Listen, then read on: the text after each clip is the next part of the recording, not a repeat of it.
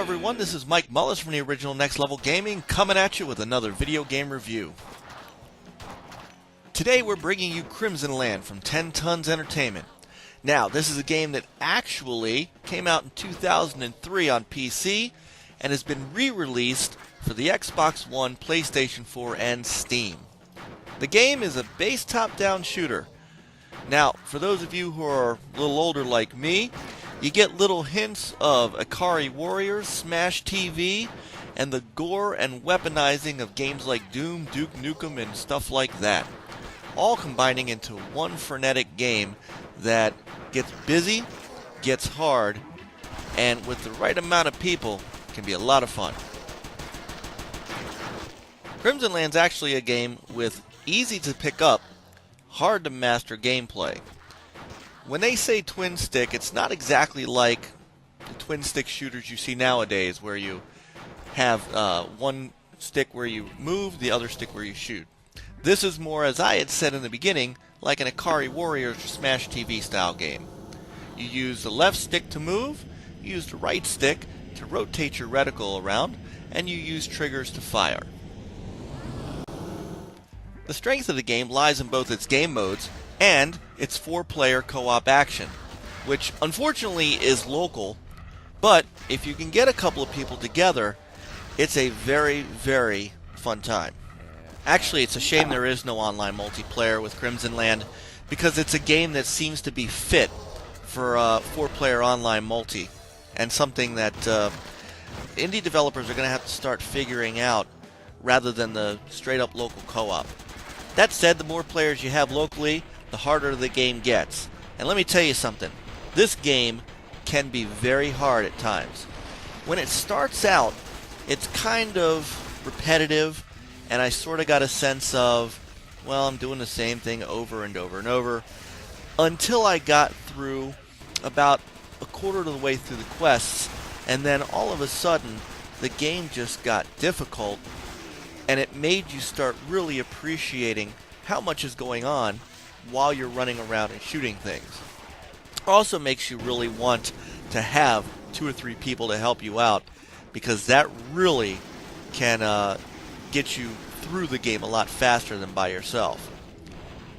Now, the 2003 version had 4 game modes. 10 Tons brought 3 of those game modes into the remake and then added a couple of new game modes for you. The various survival modes are really where the game is at, but as I said, going through the quests give you the perks and weapons you need to get far into them. The main survival mode is basically just that. You go as long as you can, adding perks as you go, getting weapons as you go, trying to make it with 1 life. The rush mode, which is also pulled over from the original 2003 version, is very simple. You get 1 AK-47, 1 life, enemies come at you from the left and the right, and you survive as long as you can. No perks, no other weapons, nothing. Generally, I lasted about 30 to 40 seconds, and then I just get overwhelmed and swarmed. I don't play Rush a lot because, to me, it's not fun. It's great if you want to try a quick challenge, if you want to play with a couple friends and see how fast you can do it, but it's not something that I go into a whole lot. I do a lot of the regular survival mode more than anything else. Though I will say, once you unlock a couple of other survival modes, they are kind of cool. For example, and in the main gameplay, as you can see, things are dropped throughout the level as you play it. So as you begin shooting enemies and things like that, you'll see these extra little power-ups that drop things like speed, or an extra shot, or a spinning plasma cannon, just something that is a little extra, is not part of your weaponry. Well, in the survival mode, one of the game modes is called Nukefism. There's no weapon at all. You basically have to run around the level and find these power-ups and use those in lieu of a standard gun. Now, that is double tough. The only downside is there's no level variety. Everything is the same. You're stuck in the same kind of rectangular playfield, and the only thing that really changes are the types and the amounts of enemies that you come up against. That means you really have to stick it out a bit because otherwise you may end up getting a little bored, as the game is very repetitious, again, until you get to a certain point where the difficulty kicks up a notch. Now, aesthetically, it's not the greatest looking game you're ever going to play. But what I do want to point out is that there's a lot going on the screen, and the game never really slows down.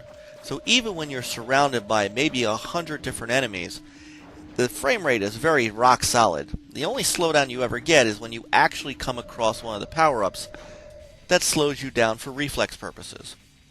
However, beyond that, it's just kind of the same old gray and red, and again, it's not something that you're going to stand up and go, wow, this looks unbelievable. Sound effects are pretty well done, and you hear every gunshot, you hear every death of every alien that you shoot, and some of it's cool. One of the green aliens that you blow away, though, for some reason sounds like a dying cat. It's kind of comical, but I don't know if it was that way on purpose. But yeah, it sounds like a dying cat. So the question always comes down to, should you buy it? Well, once you get past that initial repetition, I think it's worth the $13.99. And I'll tell you why. I streamed this a couple nights before this review. I looked up at the clock when I was done streaming, and I thought I was probably streaming for 30-40 minutes. I ended up streaming for an hour and 20 minutes. I got engrossed in playing the game once we got to the part where hundreds of enemies was coming at me, and I really had to buckle down and work this out. So I could see myself spending an hour here, an hour there on the game, and I think once you get to, I'd say, the second world in the quest mode, I think you will too. You'll spend a lot of time on it, and if you got a couple of people to play with you, it's a lot of fun. And you know, sometimes it's just nice to grab a game, throw it in, or start it up in this case, and just mindlessly blow away some aliens for a little while to get away from all the rest of the racing and first-person shooter games out there. So the game's already been out on the PlayStation 4 since July 15th, and now Xbox One gamers can experience it too.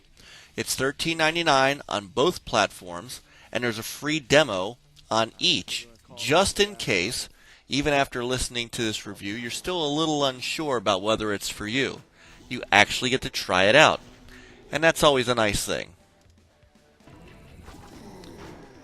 And so if you didn't know, not only is it out for Steam, which has been out actually before the PS4 version came out, but even before that, you could get this game on iOS. So again, my recommendation is to give it a shot.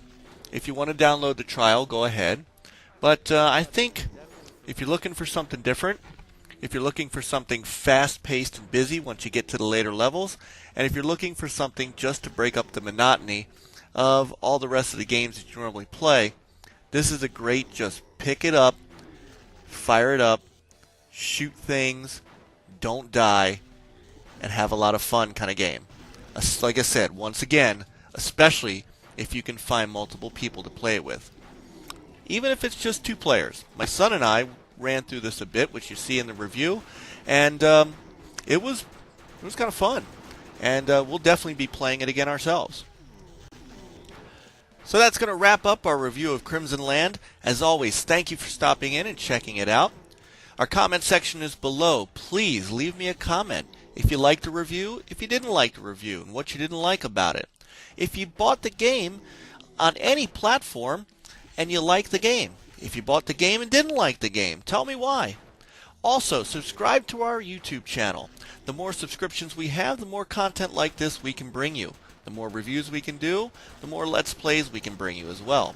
Speaking of that, follow us on Twitch at OG_NL Gaming, where you'll see a lot of these Let's Plays and things like that. Also, follow us on Twitter as we bring you the news of the day, the news of the week, and set you up for our weekly NLG podcast. That is also at OG_NL Gaming. So once again, this is Mike Mullis for the original Next Level Gaming. Thank you for stopping in, and as always, Play on, gamers.